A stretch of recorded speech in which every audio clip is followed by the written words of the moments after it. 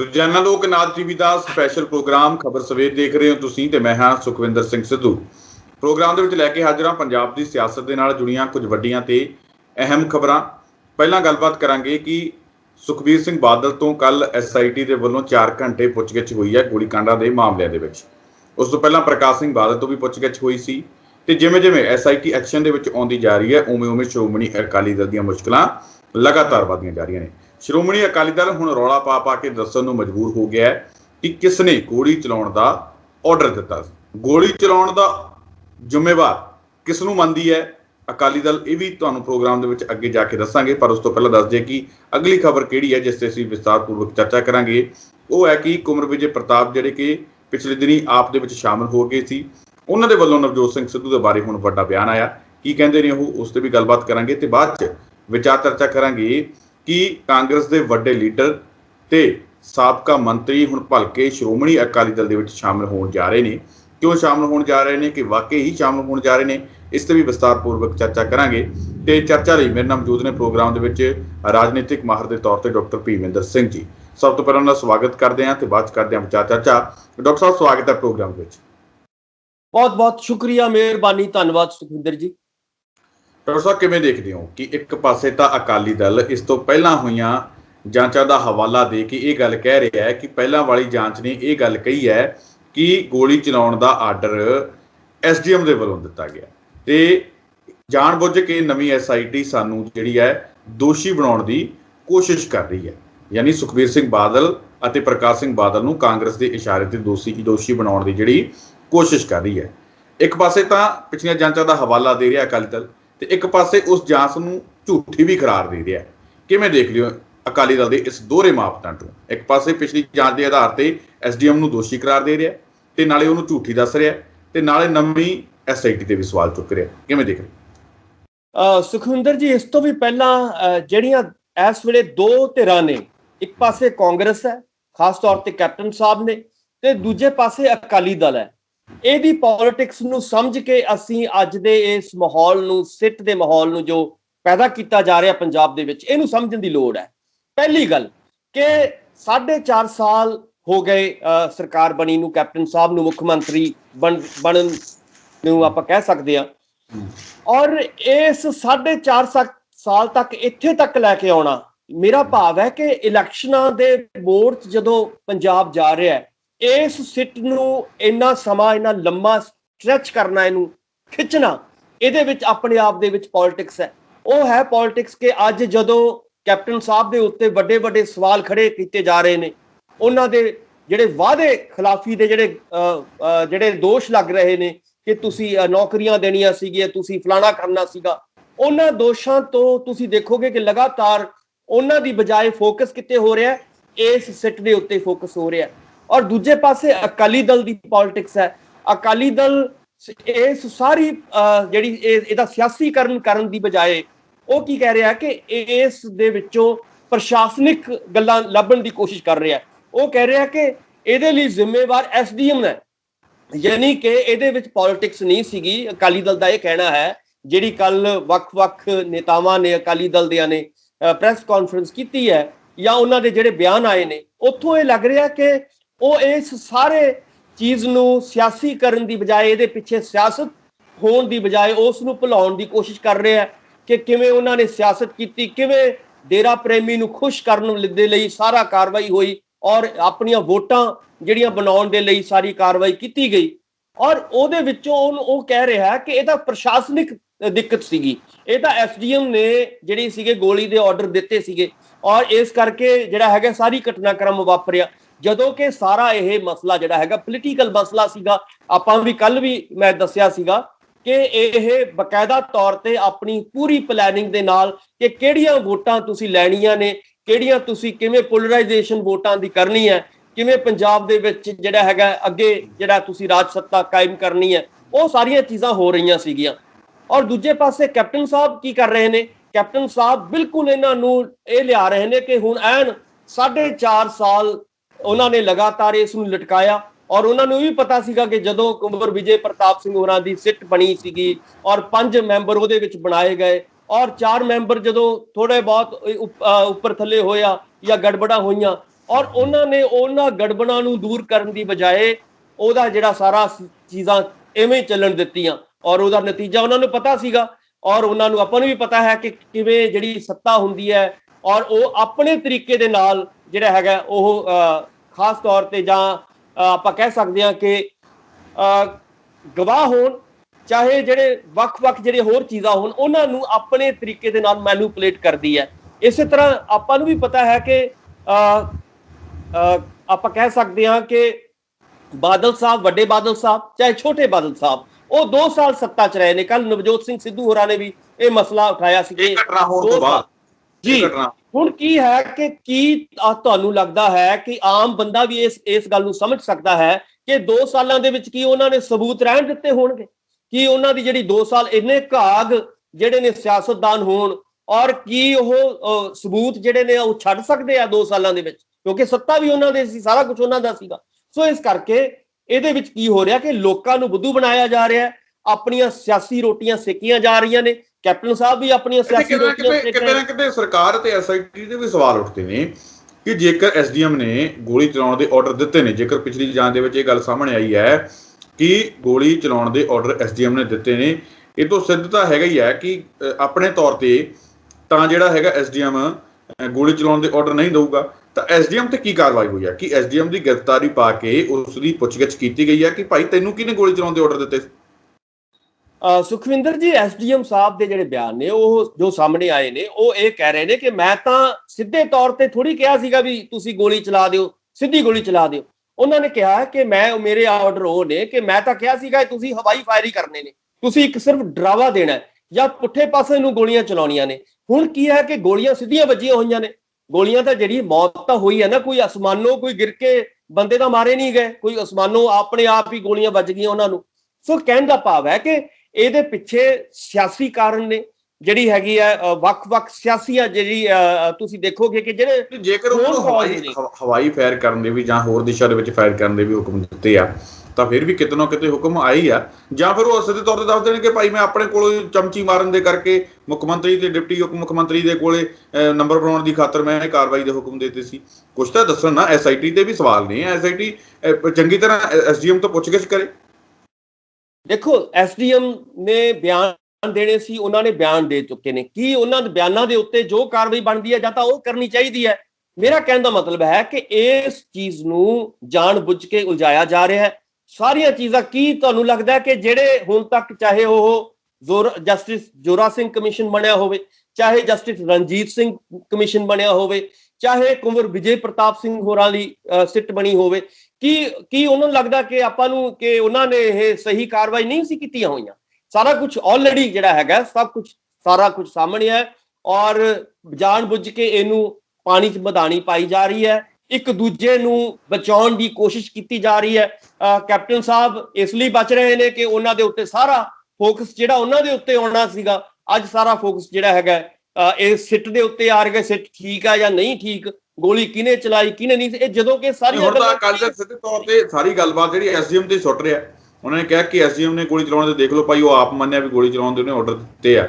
ਤਾਂ ਫਿਰ ਐਸਡੀਐਮ ਤੋਂ ਕਿਉਂ ਨਹੀਂ, ਮੇਰੇ ਕਹਿਣ ਦਾ ਮਤਲਬ ਹੈ ਕਿਉਂਕਿ ਮੈਂ ਇਹ ਨਹੀਂ ਸਮਝ ਪਾ ਰਿਹਾ ਕਿ ਐਸਡੀਐਮ ਤੋਂ ਚੰਗੇ ਤਰੀਕੇ ਨਾਲ ਪੁੱਛਗਿੱਛ ਕੀਤੀ ਨਹੀਂ ਗਈ, ਜਾਂ ਫਿਰ ਉਹ ਕੁਝ ਤੱਥ ਲੁਕੋਏ ਜਾ ਰਹੇ ਆ ਜਿਹਦੇ ਵਿੱਚ ਐਸਡੀਐਮ ਤੋਂ ਇਹ ਪੁੱਛਣਾ ਚਾਹੀਦਾ ਸੀ ਕਿ ਭਾਈ ਠੀਕ ਹੈ, ਤੂੰ ਗੋਲੀ ਚਲਾਉਣ ਦੇ ਪਹਿਲਾਂ ਤਾਂ ਆਰਡਰ ਦੇ ਦਿੱਤੇ, ਚਾਹੇ ਸਿੱਧੇ ਚਲਾਉਣ ਦੇ ਦਿੱਤੇ, ਚਾਹੇ ਪੁੱਠੇ ਚਲਾਉਣ ਦੇ ਦਿੱਤੇ, ਚਾਹੇ ਹਵਾ ਚਲਾਉਣ ਦੇ ਦਿੱਤੇ।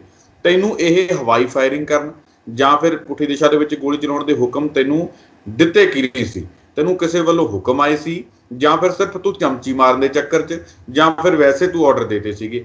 ਇਹ ਵੀ ਤਾਂ ਗੱਲ ਪੁੱਛਣੀ ਜ਼ਰੂਰੀ ਹੈ ਨਾ, ਜੇਕਰ ਉੱਪਰੋਂ ਆਏ ਸੀ। ਨਹੀਂ, ਮੈਂ ਇਹੀ ਗੱਲ ਕਹਿਣਾ ਚਾਹੁੰਦਾ।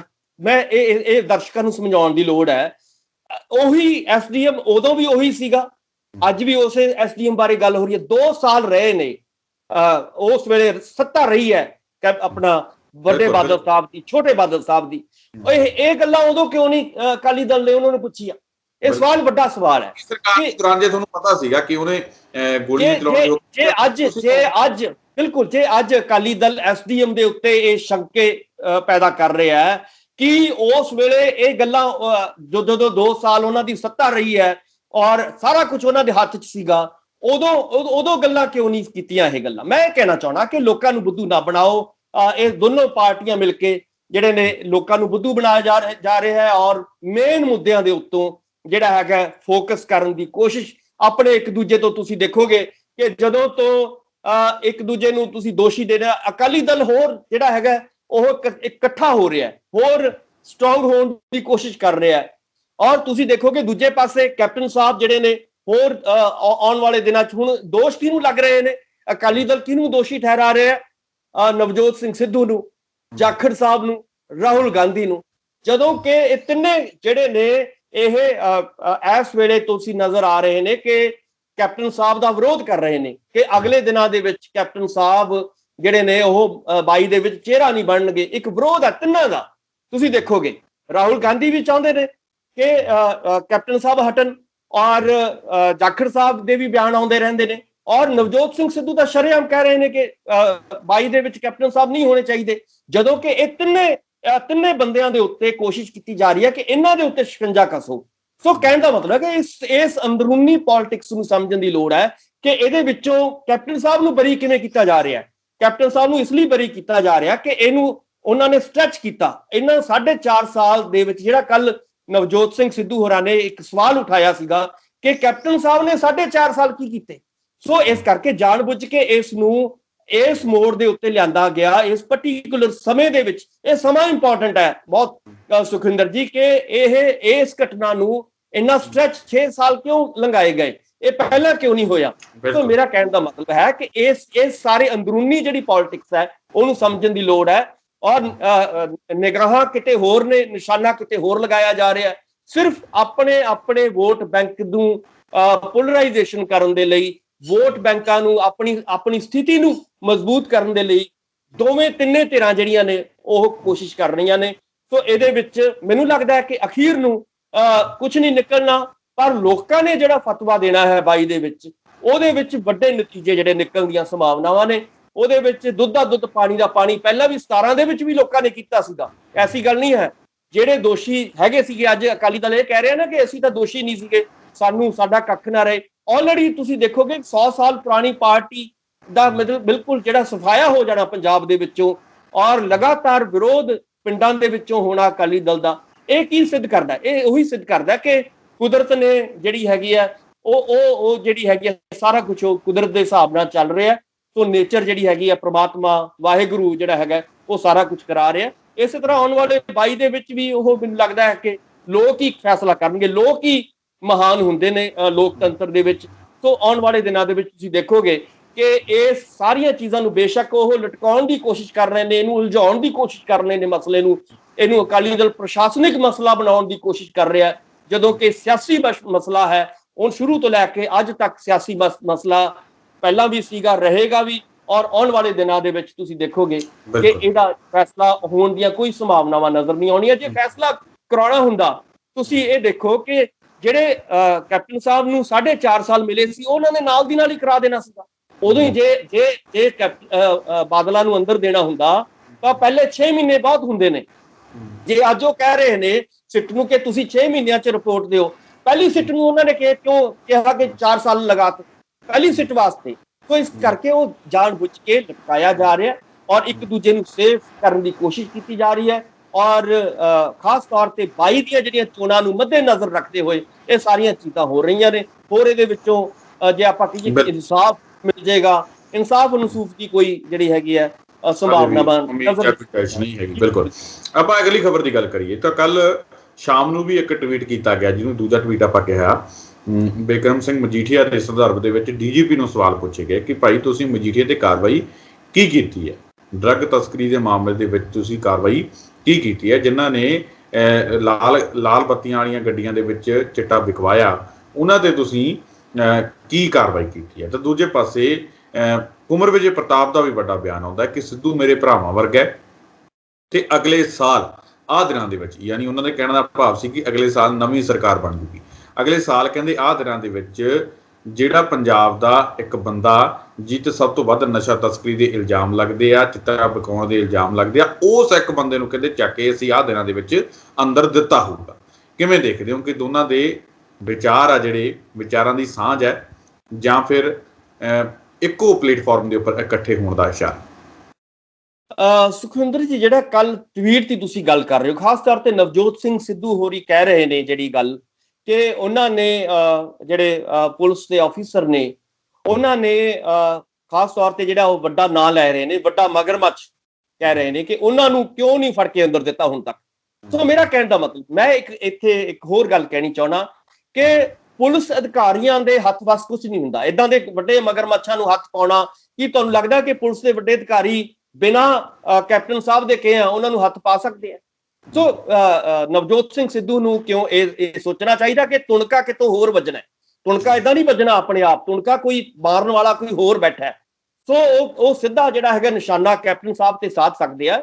ਉਹ ਅਧਿਕਾਰੀਆਂ ਨੇ ਕੀ ਕਰਨਾ ਹੁੰਦਾ? ਅਧਿਕਾਰੀਆਂ ਨੇ ਜੋ ਆਰਡਰ ਮਿਲੇਗਾ ਉਹ ਕਰ ਲੈਣਗੇ, ਉਹਨੇ ਤਾਂ ਉਸੇ ਤਰ੍ਹਾਂ ਕਾਰਵਾਈ ਕਰੀ ਜਾਣੀ ਹੈ।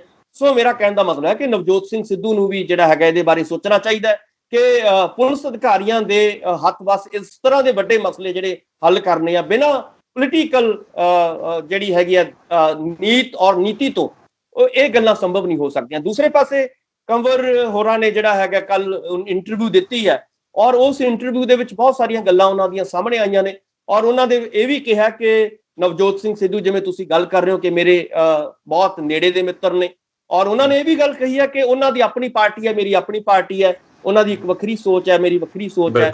ਪਰ ਉਹਨਾਂ ਨੇ ਕਿਹਾ ਕਿ ਜ਼ਰੂਰ ਕੋਸ਼ਿਸ਼ ਕਰਨਗੇ, ਉਹ ਚੰਗੇ ਇਨਸਾਨ ਨੇ ਔਰ ਪਲੇਟਫਾਰਮ ਭਲਾਂ ਦੀ ਵੱਖਰੇ ਵੱਖਰੇ ਆ, ਪਰ ਅਸੀਂ ਪੰਜਾਬ ਲਈ ਰਾਜਨੀਤੀ ਬਦਲਣਾ ਚਾਹੁੰਦੇ ਹਾਂ, ਪੰਜਾਬ ਨੂੰ ਬਦਲਣਾ ਚਾਹੁੰਦੇ, ਜਿਹੜੀ ਵਿਚਾਰਾਂ ਦੀ ਸਾਂਝ ਇੱਕੋ ਹੀ ਹੈ, ਪਰ ਬੇਸ਼ੱਕ ਪਲੇਟਫਾਰਮ ਵੱਖਰੇ ਵੱਖਰੇ ਨੇ। ਬਿਲਕੁਲ। ਦੇਖੋ, ਮੈਂ ਨਵਜੋਤ ਸਿੰਘ ਸਿੱਧੂ ਜੀ ਬਾਰੇ ਇੱਕ ਗੱਲ ਬਹੁਤ ਸਾਫ਼ ਕਰਨੀ ਚਾਹੁੰਦਾ ਕਿ ਨਵਜੋਤ ਸਿੰਘ ਸਿੱਧੂ ਜ਼ਰੂਰ 22 ਦੀਆਂ ਚੋਣਾਂ ਤੱਕ ਦੇਖਣਗੇ ਕਾਂਗਰਸ ਦੇ ਵਿੱਚ ਰਹਿ ਕੇ। ਜੇ ਤਾਂ ਉਹਨਾਂ ਨੂੰ ਹਾਈ ਕਮਾਂਡ ਜਿਹੜੀ ਹੈਗੀ ਆ ਕੋਈ ਵੱਡਾ ਅਹੁਦਾ ਦੇਗੀ, ਵੱਡਾ ਚਿਹਰਾ ਬਣਾਏਗੀ, ਤਾਂ ਲਾਜ਼ਮੀ ਤੌਰ ਤੇ ਉਹ ਜਿਹਦੇ ਲਈ ਉਹ ਬਣੇ ਹੋਏ ਨੇ, ਜਿੰਨੀ ਉਹਨਾਂ ਦੀ ਯੋਗਤਾ ਹੈ, ਕੈਪੇਬਿਲਿਟੀ ਹੈ, ਜੇ ਤਾਂ ਉਹਨਾਂ ਤੋਂ ਕੰਮ ਲਏਗੀ ਹਾਈ ਕਮਾਂਡ, ਫਿਰ ਲਾਜ਼ਮੀ ਤੌਰ ਤੇ ਉਹ ਜਿਵੇਂ ਉਹ ਸਾਫ਼ ਕਰ ਚੁੱਕੇ ਨੇ। ਉਹ ਕਹਿੰਦੇ ਕਿ ਮੇਰੀ ਅਹੁਦਿਆਂ ਦੀ ਲੜਾਈ ਨਹੀਂ ਹੈ, ਮੇਰੀ ਅਹੁਦਿਆਂ ਦੀ ਲੜਾਈ ਨਹੀਂ। ਉਹ ਕਹਿੰਦੇ ਕਿ ਜਿਹੜੇ ਮੁੱਦੇ ਵਾਅਦਿਆਂ ਦੇ ਵਾਅਦੇ ਕਰਕੇ ਕਹਿੰਦੇ ਅਸੀਂ ਆਏ ਸੀ ਸੱਤਾ ਦੇ ਵਿੱਚ, ਉਹ ਕੈਪਟਨ ਅਮਰਿੰਦਰ ਸਿੰਘ ਵਾਅਦੇ ਪੂਰੇ ਕਰਦੇ ਨੇ, ਕਹਿੰਦੇ ਮੈਂ ਮਗਰ ਲੱਗਣ ਨੂੰ ਤਿਆਰ ਹਾਂ। ਬਿਲਕੁਲ। ਦੇਖੋ, ਉਹ ਵਾਅਦੇ ਪੂਰੇ ਹੋਣੇ ਨਹੀਂ ਹੈਗੇ, ਕਿਉਂਕਿ ਹੁਣ ਜੇ ਹੋਣੇ ਹੁੰਦੇ ਤਾਂ ਮੈਂ ਜਿਵੇਂ ਪਹਿਲਾਂ ਗੱਲ ਕਹੀ ਆ ਤਾਂ 4.5 ਸਾਲਾਂ ਦੇ ਵਿੱਚ ਜਿਹੜਾ ਹੈਗਾ ਵਾਅਦੇ ਪੂਰੇ ਹੋ ਜਾਣੇ ਸੀਗੇ। ਹੁਣ ਤਾਂ ਜਿਹੜੀ ਹੈਗੀ ਆ ਪੋਲਿਟਿਕਸ ਹੋਏਗੀ ਇਹਨਾਂ ਵਾਅਦਿਆਂ ਦੇ ਉੱਤੇ। ਸੋ ਕਹਿਣ ਦਾ ਮਤਲਬ ਹੈ ਕਿ ਇਹ ਵਾਅਦੇ ਪੂਰੇ ਹੋਣੇ ਨਹੀਂ, ਔਰ ਇਹਦੇ ਲਈ ਤੁਹਾਨੂੰ ਨਵੇਂ ਚਿਹਰੇ ਕਾਂਗਰਸ ਨੂੰ ਅੱਗੇ ਲੈ ਕੇ ਆਉਣਾ ਪਏਗਾ, ਖਾਸ ਤੌਰ ਤੇ ਨਵਜੋਤ ਸਿੰਘ ਸਿੱਧੂ ਨੂੰ, ਪ੍ਰਗਟ ਸਿੰਘ ਵਰਗੇ ਜਿਹੜੇ ਚਿਹਰੇ ਨੇ। ਜੇ ਤਾਂ ਇਹਨਾਂ ਨੂੰ ਅੱਗੇ ਕਰਦੀ ਹੈ ਹਾਈ ਕਮਾਂਡ ਕਾਂਗਰਸ ਦੀ, ਤਾਂ ਜਿਹੜਾ ਹੈਗਾ ਸੰਭਾਵਨਾਵਾਂ 22 ਦੇ ਵਿੱਚ ਹੋ ਸਕਦੀਆਂ ਨੇ ਦੁਬਾਰਾ ਆਉਣ ਦੀਆਂ। ਜੇਕਰ ਇਹਨਾਂ ਨੂੰ ਪਹਿਲਾਂ ਵਾਂਗ ਹੀ ਖੁੱਡੇ ਲੈਣ ਲਾਇਆ ਜਾਂਦਾ ਹੈ, ਨਵਜੋਤ ਸਿੰਘ ਸਿੱਧੂ ਨੂੰ ਜਾਂ ਇਹਨਾਂ ਦੇ ਹੋਰ ਪੂਰੇ ਸਾਥੀਆਂ ਨੂੰ, ਤਾਂ ਇਹਦੇ ਨਾਲ ਕੀ ਹੋਏਗਾ ਕਿ ਆਉਣ ਵਾਲੇ ਦਿਨਾਂ ਦੇ ਵਿੱਚ ਜਿਹੜਾ ਹੈਗਾ ਕੋਈ ਨਾ ਕੋਈ ਜਿਹੜਾ ਹੈਗਾ ਵੱਡਾ ਵਿਰੋਧ ਕਾਂਗਰਸ ਦੇ ਵਿੱਚ ਹੋ ਸਕਦਾ ਹੈ। ਸੋ ਸੰਭਾਵਨਾਵਾਂ ਜਿਵੇਂ ਕੁੰਵਰ ਜੀ ਕਹਿ ਰਹੇ ਨੇ, ਮੈਂ ਨਹੀਂ ਕਹਿੰਦਾ ਕਿ ਉਹਨਾਂ ਨੂੰ ਇੱਕ ਵਾਰੀ ਜ਼ਰੂਰ ਦੇਖਣਾ ਚਾਹੀਦਾ ਹੈ, ਨਵਜੋਤ ਸਿੰਘ ਸਿੱਧੂ ਨੂੰ ਕੋਸ਼ਿਸ਼ ਕਰਨੀ ਚਾਹੀਦੀ ਹੈ ਕਿ ਕਾਂਗਰਸ ਰਹਿ ਕੇ ਜਿਹੜੀ ਹੈਗੀ ਹੈ ਵੱਡੀ ਲੜਾਈ ਉਹ ਲੜਨ। ਪਰ ਜੇਕਰ ਹਾਈ ਕਮਾਂਡ ਜਿਹੜੀ ਹੈਗੀ ਆ ਇਹ ਫੈਸਲਾ ਨਹੀਂ ਲੈਂਦੀ, ਕੋਈ ਵੱਡਾ ਫੈਸਲਾ ਆਉਣ ਵਾਲੇ ਦਿਨਾਂ ਦੇ ਵਿੱਚ ਨਹੀਂ ਲਏਗੀ, ਤਾਂ ਇਹਦੇ ਨਾਲ ਦਿੱਕਤਾਂ ਜ਼ਰੂਰ ਕਾਂਗਰਸ ਦੀਆਂ ਜਿਹੜੀਆਂ ਵੱਧ ਸਕਦੀਆਂ ਨੇ। ਸੁਖਵਿੰਦਰ ਜੀ, ਡਾਕਟਰ ਸਾਹਿਬ, ਆਖਰੀ ਸਵਾਲ ਹੈ। ਕਾਂਗਰਸ ਦੇ ਵੱਡੇ ਲੀਡਰ ਨੇ, ਸਾਬਕਾ ਮੰਤਰੀ ਨੇ ਅਸ਼ਵਨੀ ਸ਼ੇਖੜੀ, ਕਈ ਬਾਹਰਲੇ ਸੂਬਿਆਂ ਦੇ ਕਾਂਗਰਸ ਦੇ ਵੱਲੋਂ ਇੰਚਾਰਜ ਵੀ ਰਹਿ ਚੁੱਕੇ ਨੇ। ਹੁਣ ਕਹਿੰਦੇ ਉਹਨਾਂ ਦੇ ਬਾਰੇ ਕਾਫੀ ਜ਼ਿਆਦਾ ਚਰਚਾਵਾਂ ਨੇ ਕਿ ਕੱਲ ਅਕਾਲੀ ਦਲ ਦੇ ਵਿੱਚ ਸ਼ਾਮਲ ਹੋ ਜਾਣਗੇ। ਅਸ਼ਵਨੀ ਸ਼ੇਖੜੀ ਸੁਖਬੀਰ ਸਿੰਘ ਬਾਦਲ ਦੀ ਅਗਵਾਈ ਦੇ ਵਿੱਚ ਸ਼ਾਮਲ ਹੋਣਗੇ। ਕਹਿੰਦੇ ਗੱਲਾਂ ਬਾਤਾਂ ਸਾਰੀਆਂ ਪੂਰੀਆਂ ਹੋ ਚੁੱਕੀਆਂ ਨੇ, ਸਿਰਫ ਰਸਮੀ ਐਲਾਨ ਹੀ ਬਾਕੀ ਹੈ। ਕਿਵੇਂ ਦੇਖਦੇ ਹੋ ਕਿ ਚੋਣਾਂ ਤੋਂ ਪਹਿਲਾਂ ਆਪਸੀ ਕਲੇਸ਼ ਦੇ ਵਿਚਕਾਰ ਜਿਹੜਾ ਚੱਲ ਰਿਹਾ ਹੈ ਅੱਜ ਕੱਲ੍ਹ, ਕਾਟੋ ਕਲੇਸ਼, ਉਸ ਦੇ ਵਿਚਕਾਰ ਇੰਨੇ ਵੱਡੇ ਲੀਡਰ ਦਾ ਕਾਂਗਰਸ ਛੱਡ ਕੇ ਅਕਾਲੀ ਦਲ ਦੇ ਵਿੱਚ ਸ਼ਾਮਲ ਹੋ ਜਾਣਾ ਕਿੰਨਾ ਕੁ ਵੱਡਾ ਨੁਕਸਾਨ ਕੈਪਟਨ ਲਈ ਤੇ ਕਾਂਗਰਸ ਦੇ ਲਈ? ਸੁਖਵਿੰਦਰ ਜੀ, ਪਹਿਲੀ ਗੱਲ ਤਾਂ ਇਹ ਹੈ ਕਿ ਜਦੋਂ ਚੋਣਾਂ ਦਾ ਮਾਹੌਲ ਬਣਦਾ ਹੈ, ਉਦੋਂ ਇਦਾਂ ਦੇ ਲੀਡਰ ਜਿਹੜੇ ਨੇ, ਖਾਸ ਤੌਰ ਤੇ ਜਿਹੜੀਆਂ ਵੱਖ-ਵੱਖ ਪਾਰਟੀਆਂ ਚੋਂ, ਕਾਂਗਰਸ ਚੋਂ, ਅਕਾਲੀ ਦਲ ਚੋਂ, ਬੀਜੇਪੀ ਔਰ ਆਮ ਆਦਮੀ ਪਾਰਟੀ ਚੋਂ, ਇੱਕ ਨੈਚੁਰਲ ਪ੍ਰੋਸੈਸ ਬਣ ਚੁੱਕਿਆ ਹੈ ਕਿ ਇੱਕ ਦੂਜੇ ਦੀਆਂ ਪਾਰਟੀਆਂ ਚੋਂ ਕੋਈ ਛੱਡਦਾ, ਕੋਈ ਆਉਂਦਾ।